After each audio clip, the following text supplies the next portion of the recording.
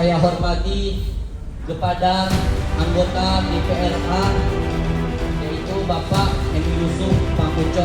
Masa proses untuk belajar, nyota gabung dalam masa untuk sementara dan tidak menutup kemungkinan ke depan kita yang akan menggantikan guru-gurunya yang lagi kita.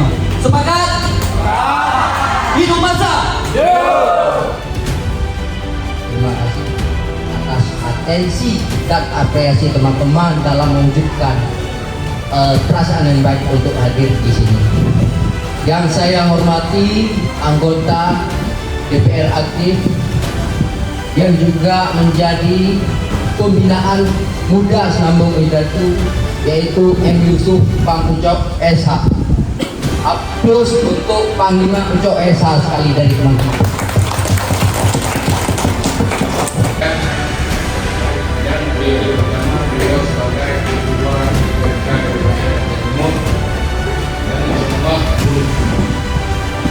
berguna kepada aliran sahabat beliau sekalian.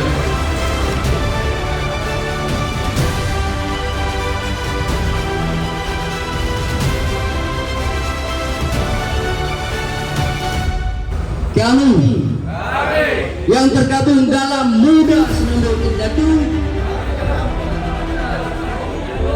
secara resmi mendeklarasikan diri